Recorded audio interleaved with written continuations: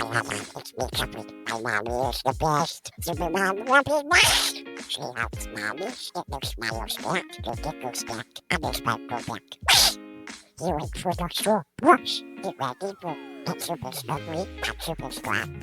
All right, everyone, welcome to Healing for the Soul podcast, with this being season number 6, episode number 2, in partnership with Sphere Rocket with all your virtual assistant needs. The link to connect to Sphere Rocket is at the bottom of this episode. I am your host, Robin Stoltman.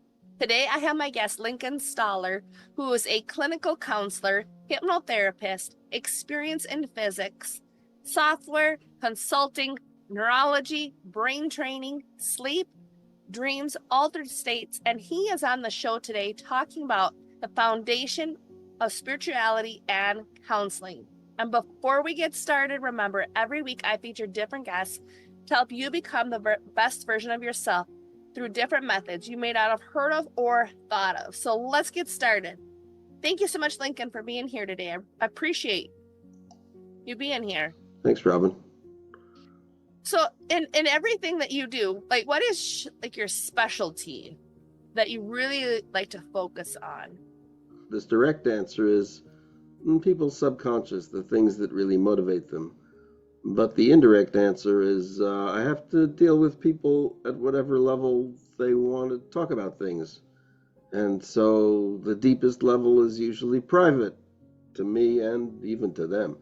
So I sort of have to back my way, or try to back my way into, the deeper parts of their fears and memories and stuff as appropriate, as they allow. Some people are very intellectual and they're very organized, maybe even confident, and there are people who are exactly the opposite. Surprisingly, they have a lot of the same issues, though. So, I try to get them to reveal, mostly to themselves, what their motivations are. It's funny, I don't necessarily... You can imagine that you're eliciting somebody's story, but you can't entirely believe it. It's kind of the cover of the book kind of thing. So, True. So I try to get there. I try to get them to reveal themselves in not too hostile ways. Appreciate that, because I agree with what you say. It's someone recently had said to me, and it's very true, that things are not always what they seem or what they appear to be. And it reminds me of like the mirror, the side mirrors on the vehicles that say that, like, you look in the side mirror and it talks about how the objects may be closer than they appear.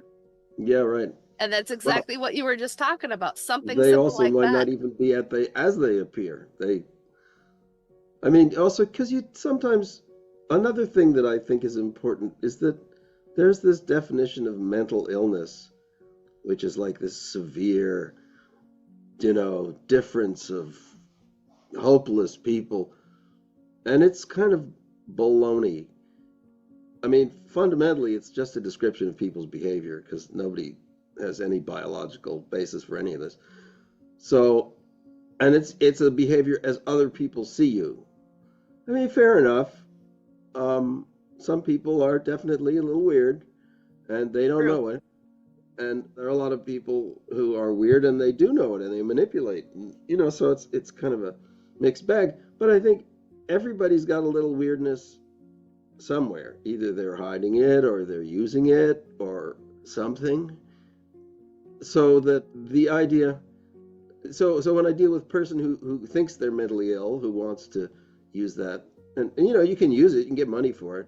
And I encourage people, say, if you can get insurance coverage because somebody says you're schizophrenic, then go for it. There's a stigma, but maybe it's worth it. And then there are, the healthy people, or the people who think they're healthy. And I kind of point out to them that, some of their behaviors are not that healthy. And, True. Managing relationships and goals and money and materialism and people, it takes, a balanced, well, I could actually say spirit, but you could even just get it more pragmatic, just a balanced behavior. And sometimes I say to them, I think you're crazy. And these are the people who would never be called crazy. So I think I don't want to maybe call it fluid or a spectrum of thinking of yourself. I mean, this stuff comes out in extreme situations, of course, when things break down. That doesn't mean you're mentally ill just because you flip out occasionally. I mean, it depends, you know. You're not going to be, if you have sort of family discord, some family crisis, it doesn't mean you're schizophrenic, but you might be. I mean, because I say it's just a behavior thing, and it's all, you know, usually the mental illness definitions say you have to behave this way for a continuous amount of time to get the label. But there are a lot of people who are sort of, they can be triggered in any time and they'll behave badly. And so who comes to me? You know, there are people in confusion. The last thing, I'm kind of a digression here, but the people who come to me are usually the people who are stronger, not the people who are weaker. So sometimes you think, oh, people go to counseling because they really need a crutch. They need to be supported. They're really sort of drowning. But usually they're the people who are actually prevailing, they've got a foothold because they have to pay for it. That's why. And if they didn't think they were going to get something out of it, they might not be coming for counseling. Anyway, so it can be counseling, it can be coaching, it can be psychotherapy. The one thing I don't do is I don't give drugs. But interesting enough, psychedelics, which are now becoming popular, well, they're kind of drugs, even though you can get them through the mail. So I talk to people about that. But that's another old can of worms because it is, and legally and professionally, and it's kind of like it's an accelerant. You got to be careful with that stuff. Anyway, so I don't give drugs, except I do give advice on using. Well, I mean, everybody uses this stuff too, you know, like antidepressants and alcohol and tobacco. They're all drugs. Yeah, they are, and a lot of people don't recognize it. It's like, I've told people before, like, once I learned about hypnosis and the power of the mind and how things work, I'm like, it doesn't matter what you call it. It can be an antidepressant or it can be the alcohol bottle. It doesn't matter what bottle that you're using, you're still escaping and numbing your pain up. Instead of choosing to be a rational, mature adult, we're actually allowing yourself to feel the emotions, to go through the emotions, because the emotions are just like the check engine light on your vehicle. Mm-hmm. And a lot of people have noticed that. Have you noticed that within your scope of practice? Because, you know, like you said about the people who go to counseling are usually the ones that have like the foothold, the ones that are doing more of it versus the ones that are more weak, where they don't go seek help. Yes. Was that a question? You didn't end with a question mark. Oh, sorry. I guess like I was wondering, like, how do you, like, when you view how people are doing things, they're doing life. And when you have them, when people are coming in to see you, is it more like you've noticed that people are missing like the spiritual aspect of their life more than like the mental illness that you were talking about, or going by this diagnosis that you're talking about? You know, it's hard to generalize. So, I mean, maybe you could call a person with a mental illness as somebody who's not spiritually connected. And this is crazy, but okay, whatever. You know, a person comes to me often with some issue. And what I like to do, if possible, I say, well, what's the goal here? You know, what are we trying to do? The people who have what I'm calling mental illness, or you could say constant friction. You know, maybe that's actually a better way of calling it. People who have constant friction, they don't have a goal. They just want to like stop. You know, they just want clarity. They don't really put it as a goal. It's not a problem with going to have a one-time solution. And so often with those people who just have this constant friction, I'm using that word, it's just like talking to them. And, you know, you could talk about hypnosis, but, you know, the secret of hypnosis is that everything's hypnosis.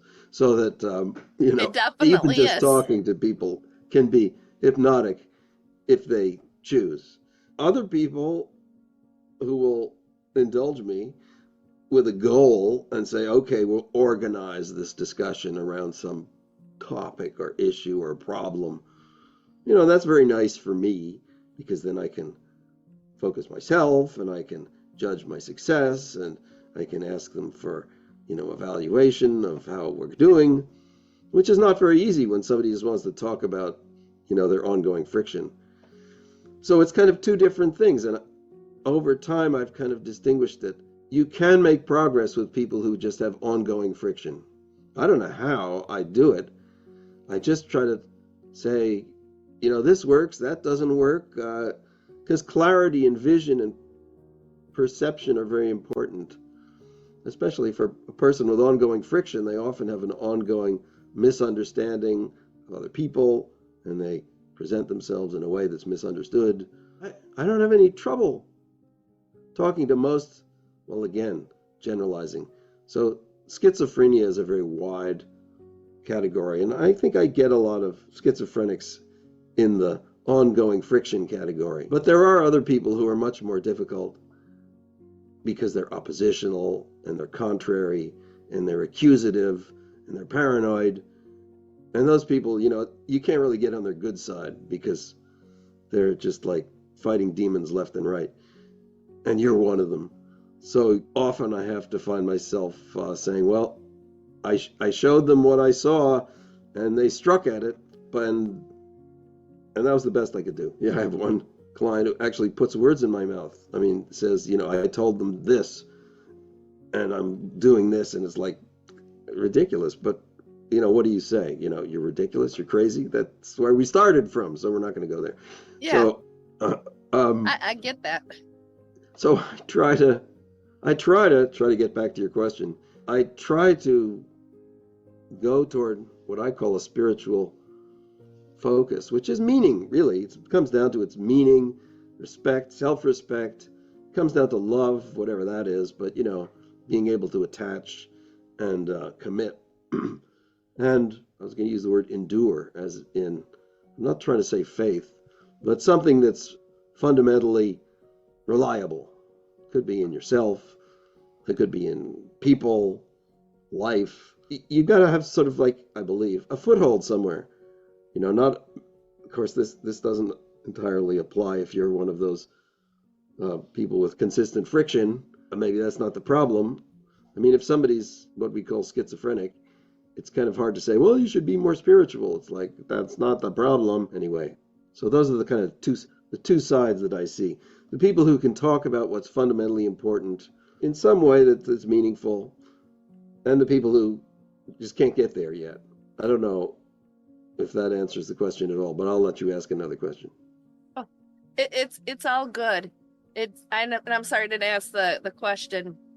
It's a big in question, there. Yeah, it was, and I know there's a lot of generalization too at the same time in that question. So, who or what inspired you to do this work that you do?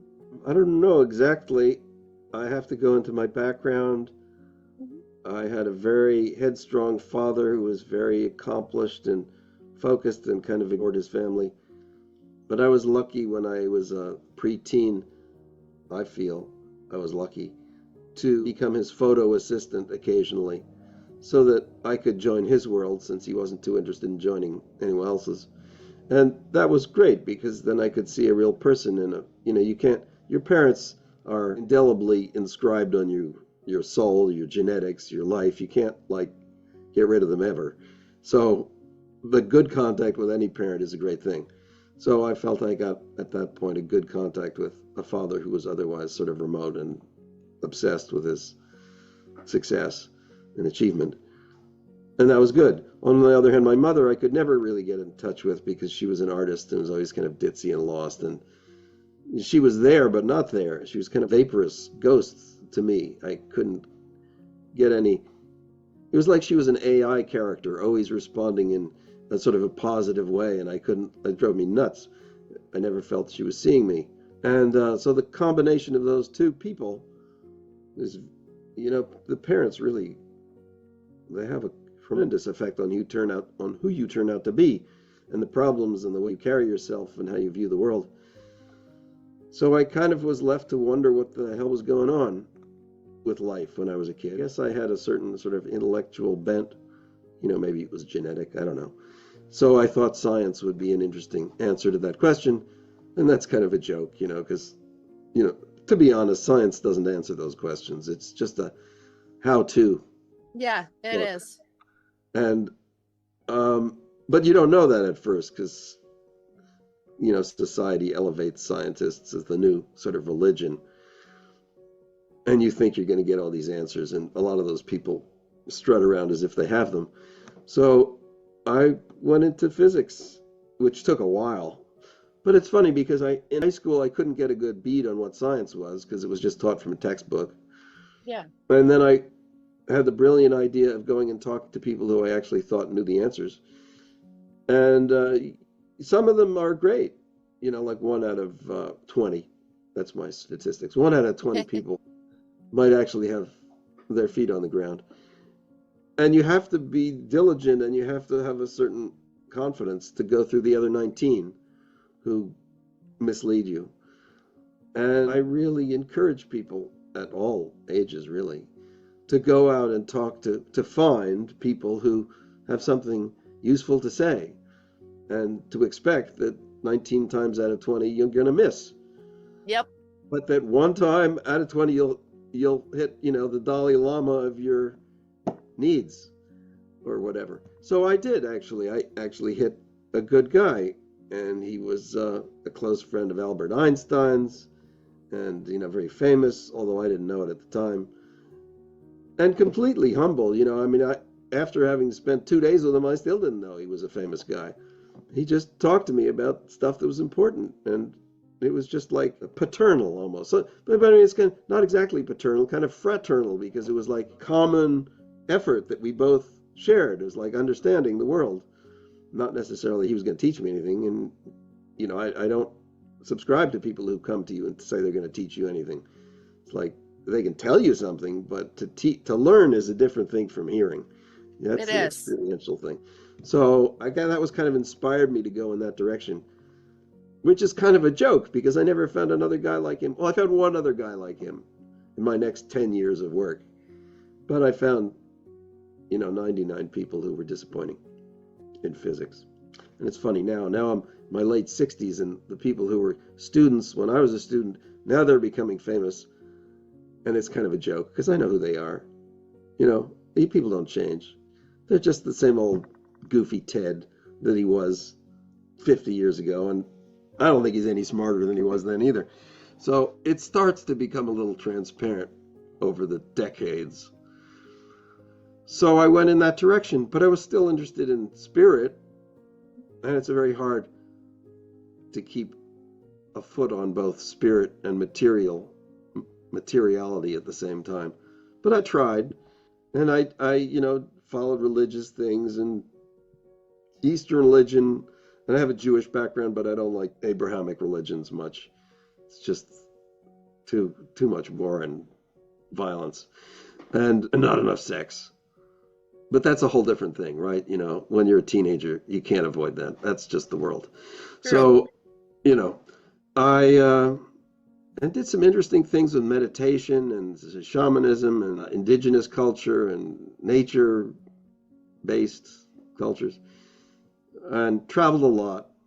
I got involved, actually that's an important thing. I got involved in mountaineering when I was 13 and developed that throughout my teenage years. And that's very useful because it takes you to interesting places. It's an excuse to go places. True. And you meet strange people, and you do weird things. And that's a great combination if you can survive, which is a serious question because it's not as stupid as like Russian roulette, but sometimes it is. So, assuming you survive, you've gone to great places, seen great people, taken big risks, and you have to be a reliable person, because you've got partners who depend on you and you depend on them, and it builds character and stuff. So that's great. I'm basically riding on my father's success because summer would come around and he would pay for my airplane tickets. And that's all mountaineering is just a bunch of airplane tickets and a little bit of, equipment. There's like no mountain climbing then, or no? I'm There's the like when mountain you're talking about there's the mountain climbing. Yeah, but the mountain climbing doesn't cost anything. You just go to the mountain and you just, throw yourself at it, and that's it. It doesn't cost anything once you got there. So it's relatively cheap. There's no like, well now, if you're going to go to the Himalayas, you have to pay for things like permissions, but we didn't have to do that. You just go to national parks, and there wasn't any restrictions, or at least nobody was watching.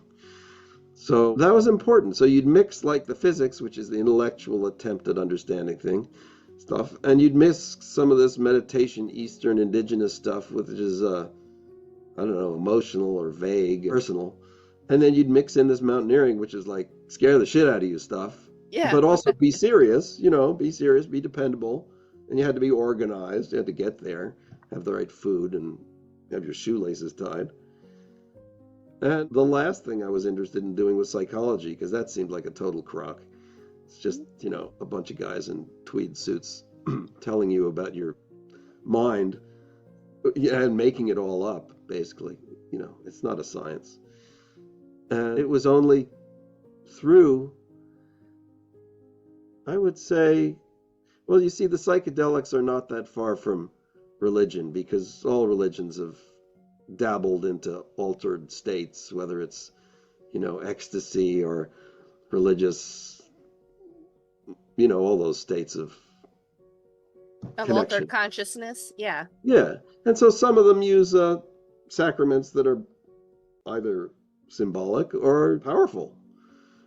It doesn't, so here we get to hypnosis, is that the fact is it doesn't really matter how you get there, whether it's with LSD or prayer. Once you're there, the world is a different place. And now you got to figure out what it means. So, that's kind of my answer to the whole psychedelic thing, is like, I don't really care. And you probably shouldn't care either. It's like, where do you think you're going? And what are you going to do when you get there? If you're just going to if your world is going to explode into stars and rainbows, well, what's the use of that? I guess that's fun, but usually there's more motivation than that. So through that, I was sort of connected to indigenous religions. I went to interesting places like Mongolia, and Mongolia was nice because they were welcoming. If you go to the North American indigenous peoples, you're not that welcomed because the history of, yeah, that makes sense. Too fresh. But sometimes, you can go to some Native American stuff and learn something without being considered a hostile white person or a hostile any person. So that sort of came back around to psychology, at least my version of psychology, which is not the guys in the tweed suits telling you how your mind works. But they have some interesting ideas historically. It all fits in sort of how things came about. And it fits into sort of science, because psychologists were trying to be scientists, and at least they were trying to look like them. Yeah. And do experiments, which sort of, I thought of kind of a crock. These forms that you fill out to grade how good you feel. Oh, yeah, those Likert scales, they're called, Yeah. On a scale from 1 to 5, how happy are you? It's like, oh, give me a break. Oh yeah, anyway. And then it's like the one that they always ask for, like before or after pregnancy. They always ask like the depression screening. It's like, seriously, it's like they don't consider life. Like life in itself, there's times it's depressing, there's times that it's extremely happy. Yeah. There's a lot of things I've told people, like the DSM-5 or any of the DSMs, really, all they did was just come up with a way to put it into a book, to sell it to insurance companies so that they can bill. Even sleep apnea's in it. Yeah. But also just to continue the rant, the law, it's to satisfy the law. Yep, because the law wants to solve a problem, and they say, how do we solve this problem? And say, here, we'll give you a definition. If they fall on this side, you do one thing. If they fall on the other side, you do something else. So they've got these things called forensic psychologists, which is legal psychology. And it's like, I hate that. I keep away from that. And I can understand who uses it, but the law is not about justice. It's about settling disputes, really, in the most, peaceful manner. Justice, that if you're lucky, you might get some of that. So, but back to psychology. So, I have this disdain for intellectualizing all this stuff. And it brings me back to trying to talk to people about their spiritual, emotional, personal importance. What's important? That's going to be the basis of your decisions. What's important? And, it's not going to be measured through some scientific measure. So, and this sort of gets me into dreams, because dreams are another altered state, and everybody does it, and we spend a third of our life doing it. And how about like understanding it? What are your emotions trying to tell you? Like, well, you said they were like the red light on the dashboard. I think they're more than a red light. I think they're a map to meaning. Yes, You they could say are. the red light is when things are going really, you know, off balance. But when things are in balance, there should be a green light on the dashboard as well as the red light. So how about reading those lights, or maybe even reading the whole dashboard? The whole thing may be emotional. The idea that it's, reduced to a bunch of numbers, or success in business or family usually just means that there's a crust on the top that's not broken yet. So, True. it can break. It can break in your family and your relationships. I mean, we've all had heartbreak. Heartbreak is tough, man. And it often comes from nowhere, and you don't know what to do with it, and it takes years to recover from. It's not called a mental illness. Probably should be, except maybe it's so common that the insurance companies wouldn't know what to do with it. No, So they don't want wouldn't. it. They wouldn't. They don't want it. But it's definitely disabling as much as almost anything, heartbreak, and everything, and it happens to everybody. And why? I mean, I would assume that most people never quite figure it out. Is it my fault? Is it your fault? Or is it like nature, nurture? I don't know. Anyway, so I don't get a lot of people with heartbreak, but I do get some people with relationship problems, which can be kind of close, because they're struggling and they're upset and they're unsure. So here I am with, to answer, I think your question was, how did I get here? And, it all sort of gets put together as what's meaningful for me. It's selfish in the end that I don't want to do something that's meaningless. So I have basically removed all my social life, so wiped it all away, because I'm really interested in dealing with people at a fundamental level, and those are the people who are my clients. Well, it's a little funny, because I'm not people's friend. As a therapist, you're not their friend. No. Not quid pro quo. I rub your back, you rub mine. I'm not like that. In fact, I'm an irritant. I'm trying to I'm almost like a little imp, trying to push you into the area where you didn't want to look. So, and I feel rewarded when you do look, and there's some epiphany and some change. Yeah, you get that aha moment. And most therapists don't do that. Most therapists are selling their services to make you happy. Yep.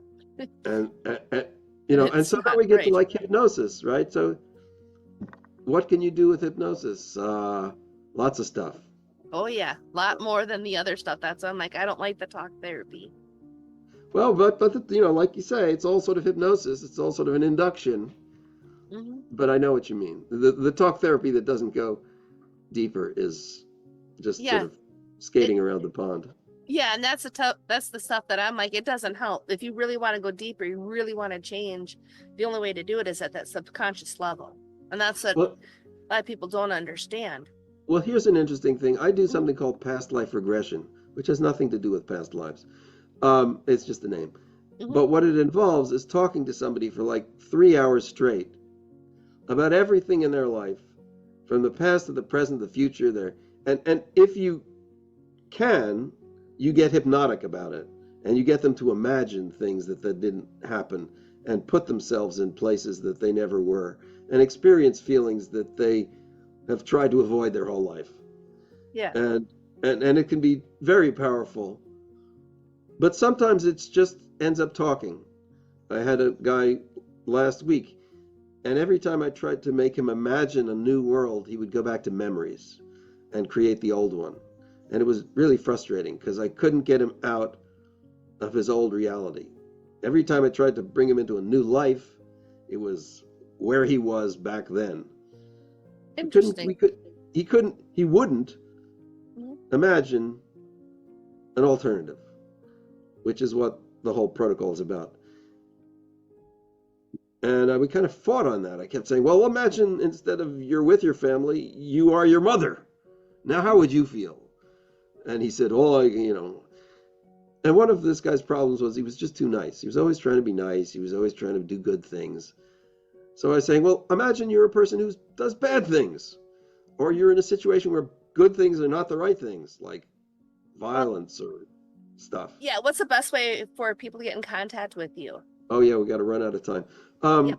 Mind Strength Balance is my website, Mind Strength Balance, and I have a bunch of books that you can see there. It's a big website with tabs for psychotherapy and brain training, which is another altered state, and counseling, dreams, sleep.